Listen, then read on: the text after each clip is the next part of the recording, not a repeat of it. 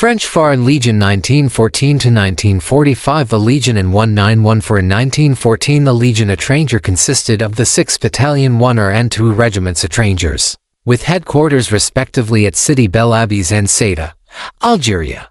The 4th Battalion of the 1er 4 1er and V2 were in French Indochina.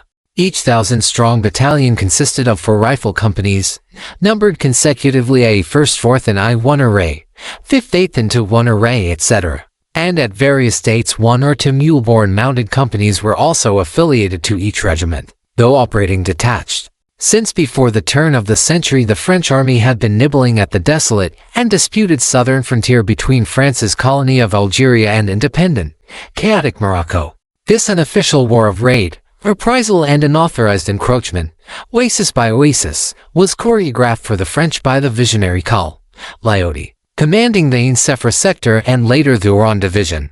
Since 1907 open invasion from both the Atlantic coast and Algeria had extended France's military control of Morocco, nominally in support of the almost powerless Sultan.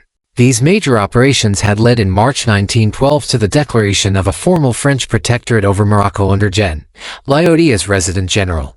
Tribal resistance redoubled, but by May 1914 more or less French-controlled corridors had been established in the north between Casablanca, Fez, Taza, Uday and the Algerian frontier, and a number of strategic posts had been planted in the far from pacified south. The outbreak of World War I found 2 regiments demarched marching regiments, temporary task forces in Morocco, drawn from the 1er I2 and VI, plus 2 mounted companies and 2 3 and VI, plus 1 mounted company. Mobilization in France brought a tide of idealistic foreign volunteers clamoring to enlist under the tricolor. It was decided to allow them to sign up for the duration of hostilities, but only in the Foreign Legion. They would form second marching regiments of the 1er and 2er in metropolitan France, each of 4 lettered battalions. A backbone would be provided by veterans, excluding Germans, Austrians, Turks, etc., from the North African battalions. The 2er 1er and 2er 2er were formed on 50% veteran cadres and trained at Melilla camp in September-October 1914. In the event the numbers of volunteers led to the raising at Rilly, Paris, of a 3-battalion 3er 1er largely from Belgians, Italians, Greeks and Russians, it had few veterans, and the cadre was drawn from the Gendarmerie and the Paris Fire Brigade. Simultaneously the 3-battalion 3er 1er almost entirely Italian was formed at Mons and Montélimar. Enthusiastic foreign volunteers are good for national morale, but in practical terms they can be a nuisance. Few of these idealists had a military background. Their enthusiasm was generous but their expectations unrealistic. To educated political liberals the brutal realities of old-fashioned military life came as a shock. The Legion had a grim reputation fostered by pre-war German propaganda as brutalist colonial mercenaries recruited from the scum of Europe, and many volunteers resented being compelled to join their ranks. The volunteers' integration was hampered by the French army's shortage of suitably experienced cadres. The men posted to lead these volatile multinational units were often unequal to the challenge they posed, being aging territorials or reservists of rigid outlook. Under the special circumstances of 1914, including the obvious problem of language, large groups of single nationalities were allowed to serve together, a mistake which the Legion had avoided since the 1830s. This soon caused tensions between companies and encouraged national groups to make concerted demands for special treatment, as damaging was the gulf between the new volunteers and the North African veterans. These rock-hard old drunkards regarded the duration-only volunteers as whining civilians and worthy of the proud status of legionnaires which they themselves had earned through hard years in Morocco. The volunteers resented and feared the African veterans as uncomradely brutes. Exposure to the new realities of warfare would weld the survivors together soon enough. The Western Front 1914–18 more detailed battle histories will be found in Le Livre d'Or and particularly in Garossi bibliography. The following notes are a basic summary only. To East Arm 1er November 1914. For battalions posted to Prunay sector Champagne. May 1915, committed to Artois offensive with Moroccan division near Neuville-Saint-Vaast.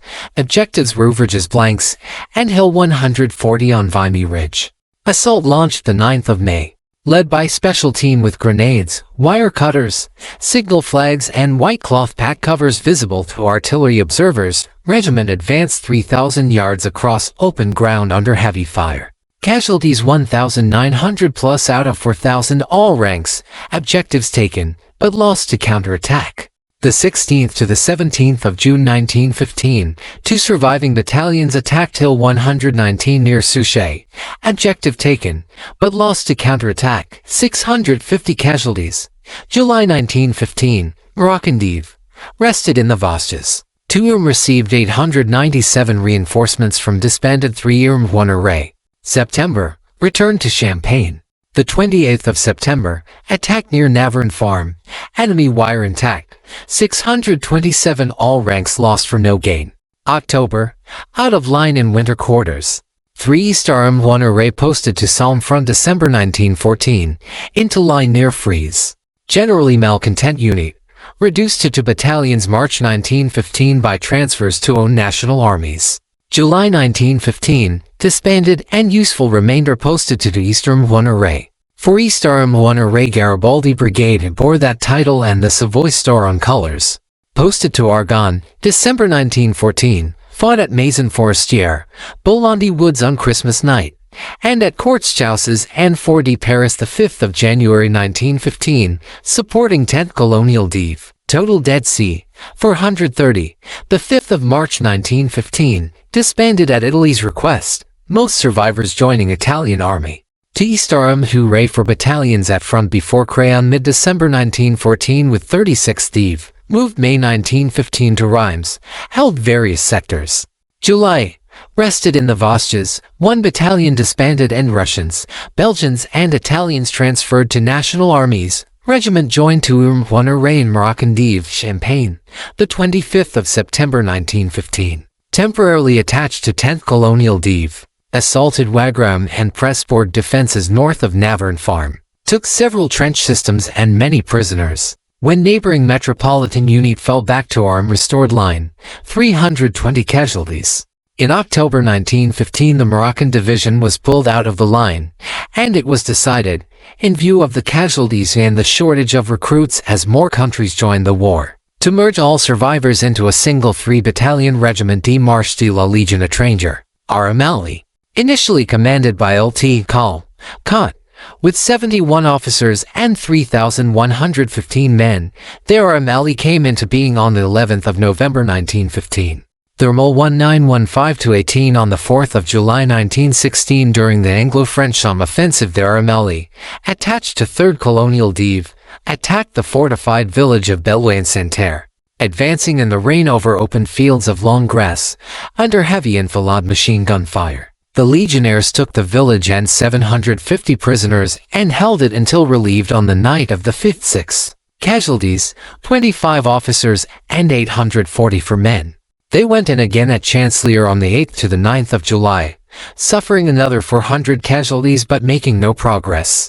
After a brief rest the regiment went back into the trenches, holding several sectors throughout winter 1916-17, command passed to Lt. Col. Duriez. In March 1917 the Germans pulled back from a huge salient between Arras and Soissons, and Gen. Neville's much vaunted April offensive fell on their newly prepared Siegfried Line defenses. At dawn on the 17th of April the RMLE attacked the ruins of Auberive in the Swips Valley during the so-called Battle of Moronvilliers, on the right flank of the Chemin des Dames offensive. The terrible lessons of 1914-16 had been learned to some extent, and assaults were now a good deal more sophisticated. Artillery preparation was far more thorough. Each battalion had its own machine gun company. Each platoon had its own man-portable light machine gun. The men were trained in effective minor tactics to coordinate the fire and movement of mutually supporting machine gun teams, rifle and hand grenade squads and riflemen. And assaults tried to infiltrate companies between stubborn positions rather than attempting a single-wave advance. Despite all this, the Nivelles offensive was a disaster for most of the divisions committed. After 3 days of clawing their way from shell hole to shell hole in deep mud the Legionnaires took the main enemy trench line at Auberive, though fighting continued until the 22nd. The regiment used more than 50,000 grenades in these 5 days. The legendary adjutant chef Mater, of German birth, won the Legion d'Honneur for driving back most of a company of Saxon infantry and taking a battery of 6 guns, at the head of just 10 legionnaires. After recuperation at Meilly during May, command passed to Paul Rollet, a veteran of the desert mounted companies. These were the months when 54 French divisions were shaken by mutinies among men driven beyond the limits of endurance. Many units declared themselves willing to defend their lines to the end, but not to attack, and it took time for the newly appointed Gen. Pétain to lead them back to their duty. Yet the foreigners of the Armée were rock steady, and on the 14th of July Rollet led an honor guard to Paris for the Armée color to be decorated uniquely at that date, with the Médaille Militaire C commentary to plate C3.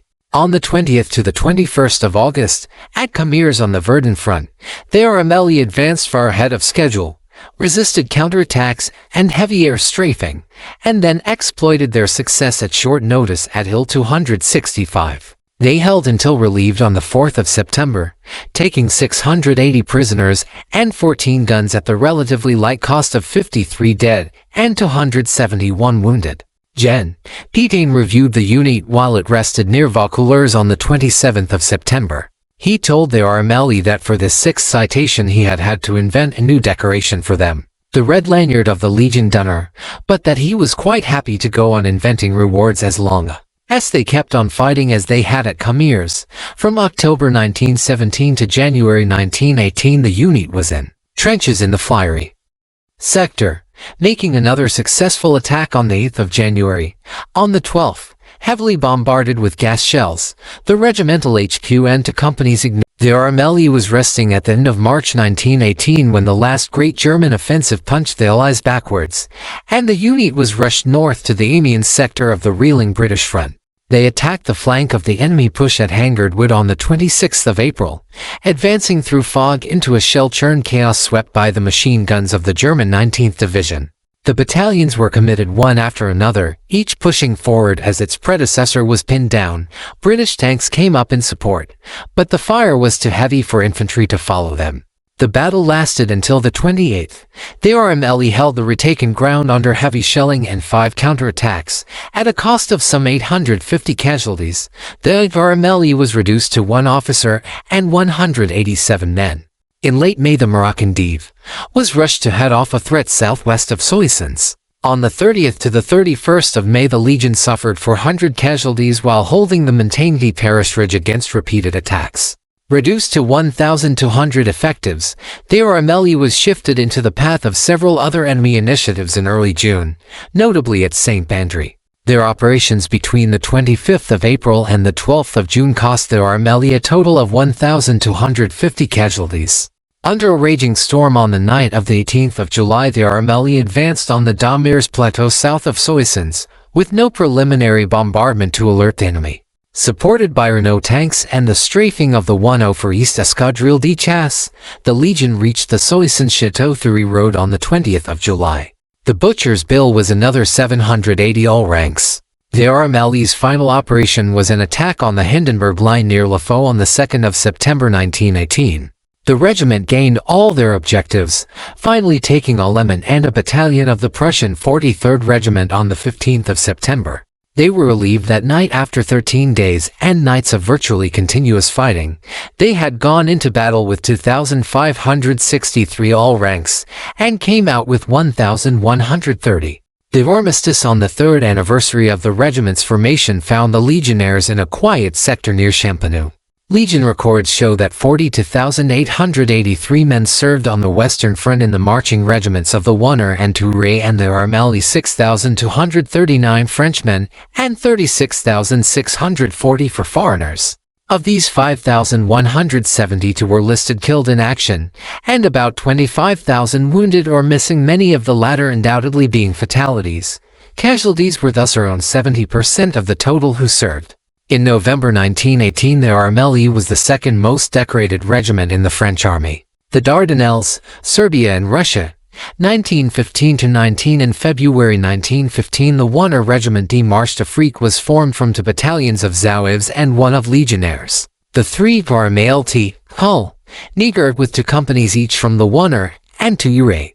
taking part with the French 156th Div. In the Allied landings around Gallipoli, the unit landed at Seduel Bar on the 27th of April. During the next 9 months, the Allies suffered very high casualties while penned almost immobile within their small, rocky beachheads. Bloody fighting in the ravine of Karavsdir reduced the Third Army by June to about 100 enlisted men led by Adjutant-Chef Leon.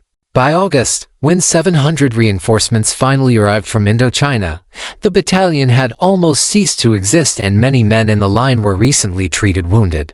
The 156th Div was transferred to Salonika in October 1915 to fight the Bulgarians in Serbia, and their army endured a wretched winter retreat.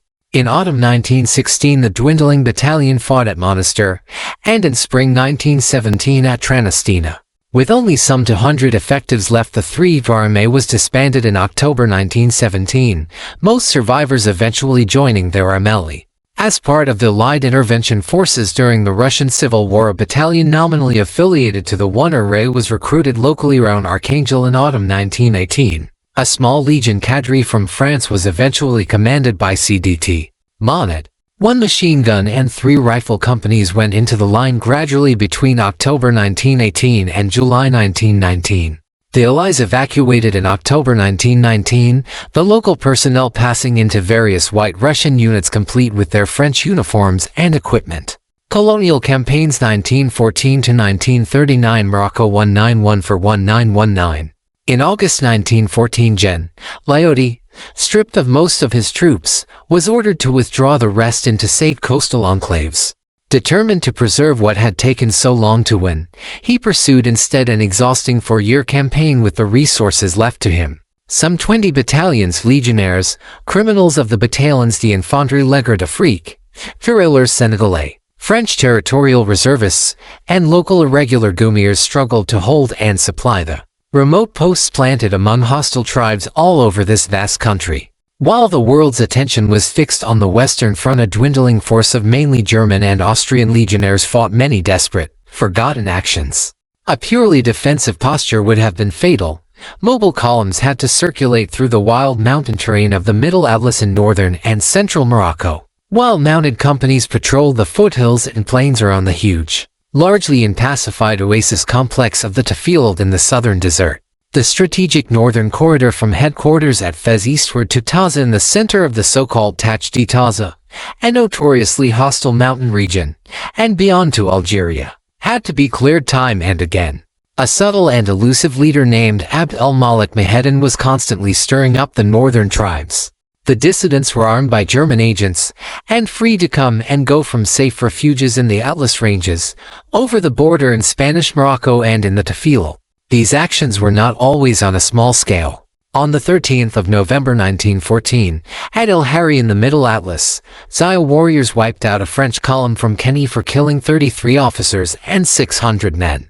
The 602 Ray marched with the relief column sent from Rirt to Kenifer and fought at El Hammam and on the Murbia. In the immediate aftermath, all 3 1 Array battalions had to be committed against tribes, attacking the Taza corridor from the south. Of the units initially available, see above, the Legion in 1914. The 602 era would be broken up late in the war to reinforce the others. A mixed battalion from Algeria was posted to Boudinib when unrest broke out on the desert frontier in early 1916, consisting of 2 companies each of Legionnaires and Joe from the Batstef. This too was disbanded in 1919. Starved of replacements, the Legion in Morocco was down to an effective total strength of about 6 companies by the end of World War I. Although all these overstretched units saw hard marching and fighting, particularly during the 4-year running battle to fight convoys through to Kenifer, which involved all the northern battalions in turn, the independent mounted companies perhaps demand special mention. With 1 mule to every 2 men, rider and marcher changing places every hour, they could cover 50 kilometers, occasionally up to 70 kilometers, in 24 hours. This valuable mobility condemned them to the most exhausting operations in the Taza corridor, the Atlas, and the southern desert. They spearheaded mobile columns, seizing the crests on either flank, escorted vulnerable convoys, and forced march to the rescue of desperate garrisons. In choking summer heat and icy winter rain and mud, For space reasons, a single engagement must serve to suggest the flavor of these missions that fought by the TUI Company Monty 1 array on the 9th of August 1918 at Goes, a village between the Odreris and Udzis in the Tafil.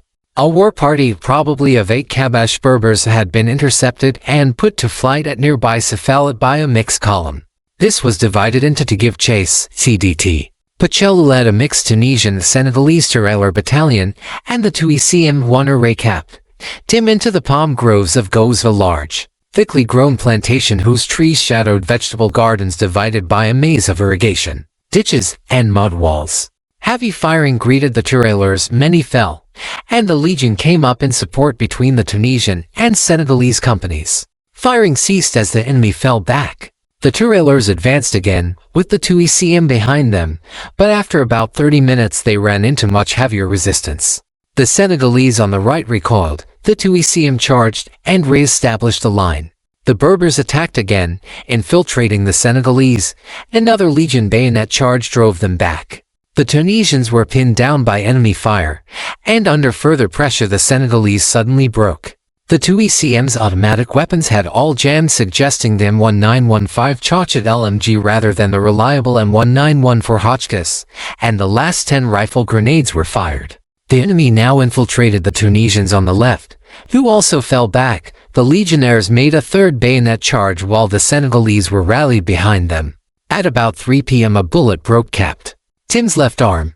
Jorel took over, only to fall in his turn. Berbers swarmed forward to finish him off with knives. Suzelt Fraken grabbed a carbine and defended himself like a tiger until he too was killed by a bullet in the head. Senegalese, Tunisians and Berber warriors became mixed together in chaotic hand-to-hand fighting. Only the mounted company held together under the leadership of Adjutant Chefro Keplin and of the badly wounded Capt. Tim, who had himself tied into the saddle of a mule. A second bullet struck him in the face, but he remained conscious and controlled a disciplined retreat around which the surviving tirailleurs rallied. The Berbers, eager to loot the dead, stopped once they reached the edge of the palm trees. A sandstorm blew up at around 5 p.m., covering the painful 4-hour retreat to Timart Post. Legion losses were 2 officers and 50 NCOs and men dead, with 7 surviving wounded. The tirailleurs lost 100. On the 19th of September the company was recalled to Taza, being replaced at Boudinib by the 1 Air CM1 array. The chieftain who had mauled them paid for it on the 15th of January 1919 at Meski, at the hands of the mixed battalion from Boudinib. Morocco 1919 to 1920. For although the armistice brought a flood of enlistments, the Legion in Morocco faced a difficult period, largely due to the shortage of NCOs and officers with solid experience of colonial soldiering, and the very different type of recruit compared with the tough but obedient pre-war volunteers. While beginning the painful task of re-establishing control in northern Morocco, the corps was completely reorganized. The 1 array became the 1 array regiment of foreign infantry, and while fielding individual battalions it fulfilled central depot functions at Sidi Bel Abbes. The 2 array moved from Ceuta to Morocco with 3 battalions. A single battalion of the RMLE shipped back to Morocco became the basis for a new 3 area in November 1919, taking over the 2 mounted companies in the north. The battalions of the old 1 and 2 still in Morocco and the mounted company at Boudinib formed the 4 array in November 1920. The Van Viet were raised later. During the spring and summer campaigning seasons, all arms mobile groups would drive new roads into the Tach de Taza and the Middle Atlas, encircling, containing and fighting their way into the tribal heartlands of the dissidents. As the roads crept into the mountains, posts had to be built to guard them. In winter the posts had to be garrisoned by dispersed companies, and this fragile infrastructure had to be kept supplied. Tribes that submitted had to be protected, and raiders pursued and punished. Dozens of ugly little battles were fought. Again, this allows only a representative example. On the 6th of May 1922, during mobile group operations south of Taza, CDT, Nicholas with 300 men of his 3 array was ordered to occupy the rocky plateau of Tadout southeast of Skouret. When scouting Gomiers reported enemy approaching, the Legionnaires took cover amid scrub and rocks on a lightly wooded slope, and were soon attacked by 200 to 1,500 well-armed and shockingly determined 8 sick Russian Berbers, who came quickly to hand-range with the 9 East C on the right flank. Ground was lost, but retaken with the bayonet. The Moroccans fell back only slightly, bringing the whole position under heavy and accurate fire which pinned the battalion down while they infiltrated through cover on each flank. After several hours' vain wait for relief, Nicholas was preparing for the dangerous maneuver of disengagement under fire when the 90C was suddenly outflanked and beaten back with heavy loss, including Capt. Vichy. The other two companies shuddered, and the HQ platoon's small counterattack reserve was surrounded and nearly overrun before supporting fire from nearby artillery and machine guns bought them a little time. Nicholas extricated his small battalion successfully under relentless pressure. This battle of Skura lasted 12 hours and cost 36 dead and 60 for wounded. Half a dozen Legion battalions took part in operations south of Taza in 1923 as mobile groups penetrated extremely difficult mountain terrain against stubborn resistance. Aircraft, armored cars, and artillery were of limited use in this tortured landscape. A bare list of a few engagements may give the tempo. The 2-3 CDT. Negolon distinguished itself, clearing Beni Buzert warriors holding the summit of Mt. Talrand on the 5th of May. The 8-3 CDT. Bariri saw hard fighting against the 8th Aggression at Bukamuj on the 9th of June, and again, alongside the 2 Irias 3 battalions and mounted company, at El Merz on the 24th of June. On the 26th to the 27th of June, the VI-1 CDT, Kratzert and 2-3 clawed their way onto the plateau of Tadout, which had defied the battalion Nicholas the year before. The encampment of the I-2 area CDT Buschenschütz, supported by a platoon of the CM, held off a heavy attack at 8 Makluf on the 17th of July.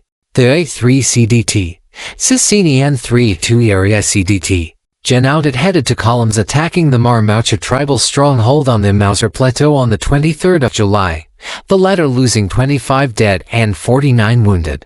On the 11th of August, the Toa 2 area CDT, Janssen lost 20 dead and 51 wounded on the Jebel Ablain.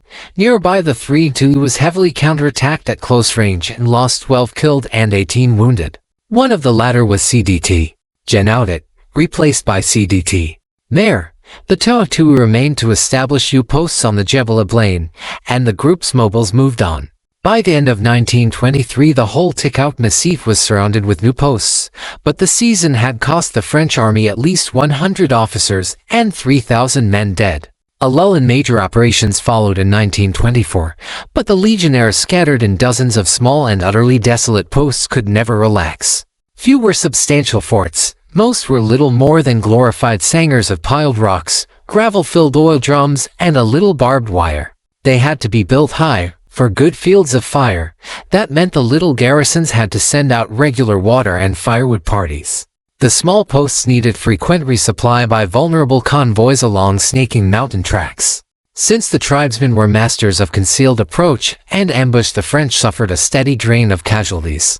Morocco 1925 to 1935. A factor in Lioty's calculations was always his porous northern frontier with the coastal strip of the Spanish Protectorate. All Berber tribesmen were dangerous enemies. Those of the Rif Mountains were comparable in courage, fieldcraft, and cruelty to the Pathans of the Indian-Afghan border. In July 1921, some 13,000 of Spain's neglected and ill-led garrison had been butchered between Melilla and Enwal by half that many lightly armed Rifs, led by a well-educated and far-sighted former Spanish colonial functionary, Abdelkrim of the Beni Isle. His dazzling victory inspired a pan-tribal war of independence, and Abdelkrim turned his volatile coalition of clans into an army with some degree of formed units, ranks, paid officers and specialists, and basic logistics. The booty of Anwal included 20,000 Mauser rifles, 400 Hotchkiss machine guns, and more than 120 Schneider artillery pieces, and the Rifs hired European instructors including, notoriously, the Legion deserter Joseph Clems. Spain's political anarchy hampered her response. Ground was won and lost, but the Rifs kept the initiative, and inflicted further huge casualties during the Spanish retreat from Chauen in December 1924. Marshal Lioty knew that the Rif rising would inevitably spill into French Morocco, but his appeals for reinforcements were ignored by Paris. The flashpoint was a French advance north of the Orgla River in May 1924 to install a line of posts garrisoned by tirailleurs in the disputed grainlands of the Beni Zirwal.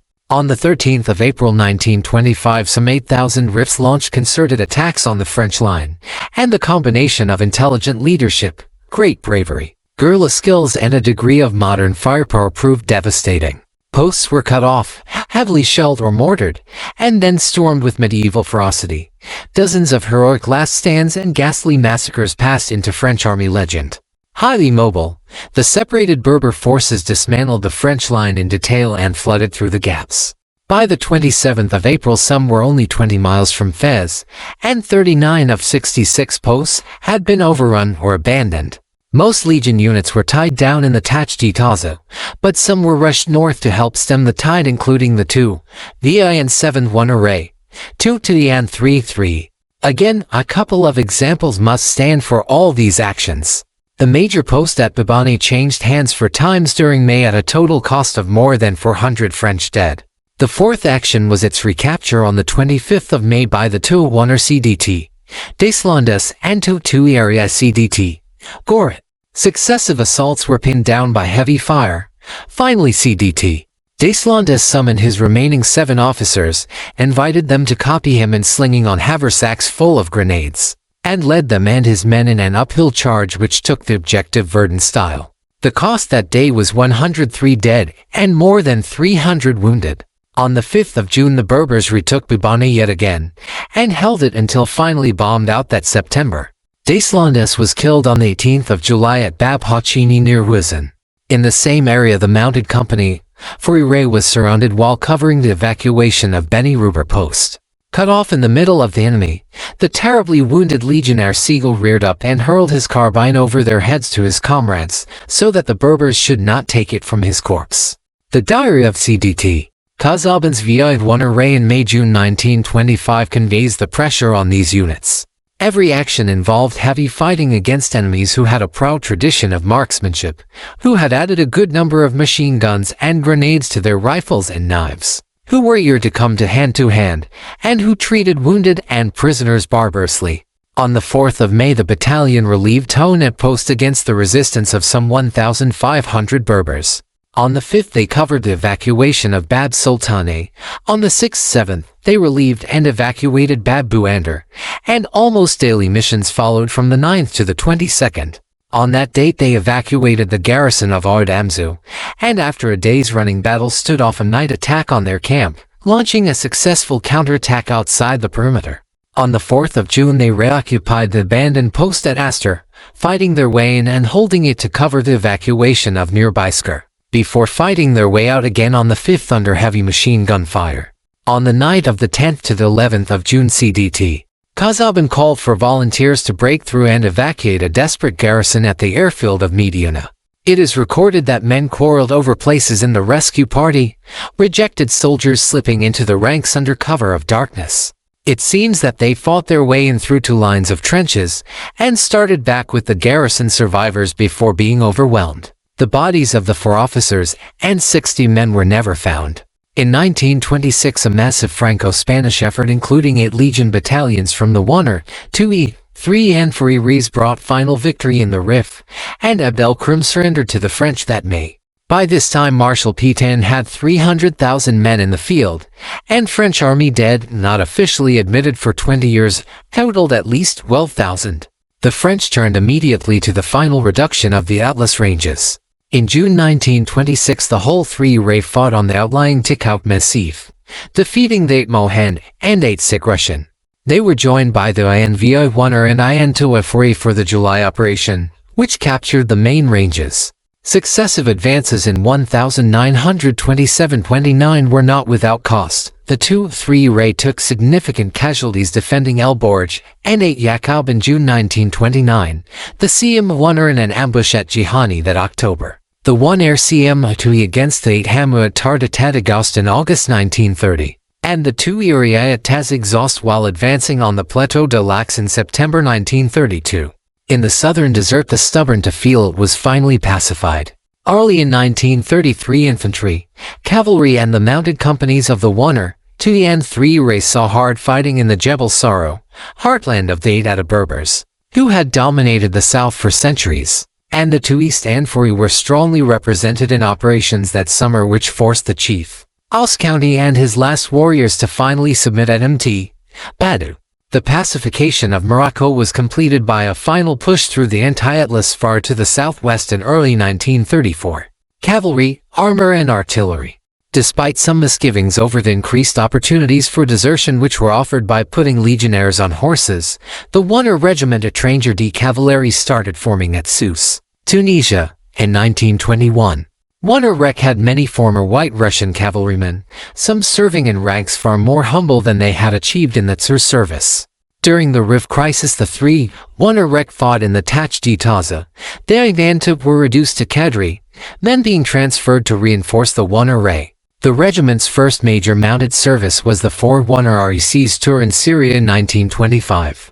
The 3 1er moved south to Boudanib in 1926 and saw some brisk clashes during escorts and patrols. The other squadrons rotated through the southern station in succeeding years, and the 1er Rec was active in the final penetration campaigns of the early 1930s.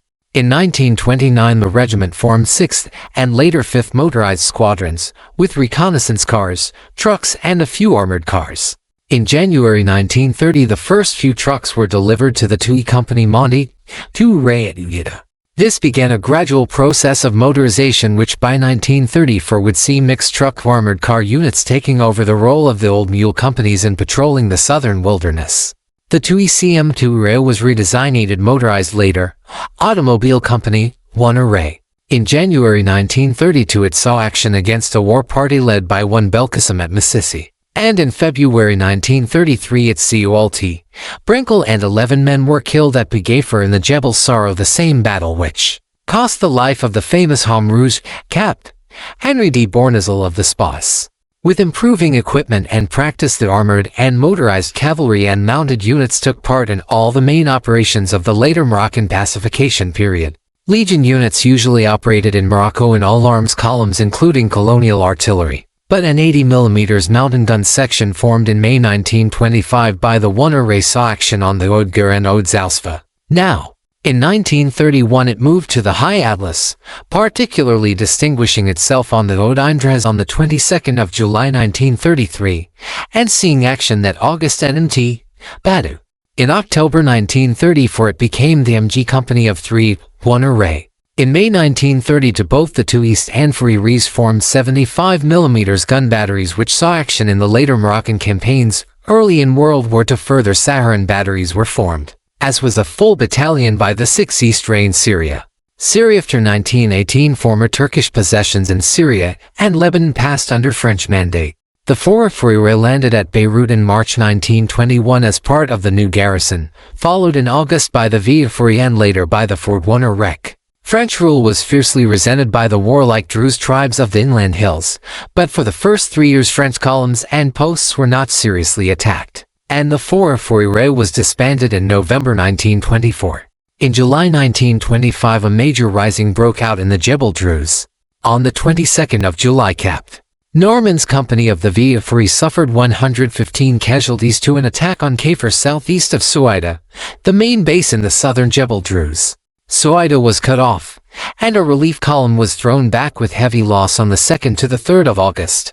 The rising spread, meanwhile a second relief column set off for Souaida, led by the Free RICDT, Kradzert and for 1er Rec Capt. Landriau, plus a cavalry armored car squadron. Warned when he reached the old walled village of Musafer on the 16th of September that some 3,000 Druze were approaching, Kradzert set his legionnaires to strengthening the perimeter for defense. Unknown to them, many rebels were already inside the village. A pre-dawn probe on the northern wall was beaten off, but first light on the 17th brought heavy attacks from all sides. The infiltrators opened fire from the rooftops, ambushed legionnaires in the alleys as they ran to the perimeter, and butchered most of the REC's tethered horses. Eventually improving light enabled the armored car gunners to clear the rooftops, ambushed legionnaires in the alleys as they ran to the perimeter, and butchered most of the REC's tethered horses. Eventually improving light enabled the armored car gunners to clear the roofs. Successive attacks were beaten off during the morning. The afternoon brought French air support, and the Druze withdrew, leaving some 500 dead. Legion casualties were 47 dead and 83 wounded. The other major Legion action was the defense of Recchia by the 4th Wonder Rec and a squadron from the 12 East Spas on the 20th to the 24th of November 1925. Another old labyrinthine stone village, Recchia offered no clearly defined perimeter. During 3 days and nights of attacks, the Druze often penetrated parts of the defenses, leading to desperate hand-to-hand fighting. Landrio's troopers were down to their last few rounds and preparing to do a Cameroon when, on the 24th, aircraft and the 6 Spas came to the rescue. The Legion squadron lost 58 dead and wounded. The Druze revolt petered out, and successive Legion battalions had a relatively quiet life in garrison. In October 1939, those currently in the Levant I, Ivan Via 1 Array and Totu area were amalgamated into the new 6 East Ray. Indochina Legion garrison was reduced during and withdrawn immediately after World War I. In 1920 the 4th Wonder Ray returned. In 1921 the 4th Tui, redesignated X Wonder in 1926, in 1927 the 7th Wonder, and in 1930 the 8th Wonder. In September 1930 the last 3 battalions were amalgamated into the new 5E Ray. Apart from occasional expeditions against pirates bandits, and the brief but bloody communist-led rising in Yenbei province in 1930, life for the Legion in Indochina was peaceful. It was regarded as a luxury posting for men with good records, pay and allowances were generous, hard physical work was infrequent, and charming female company was plentiful.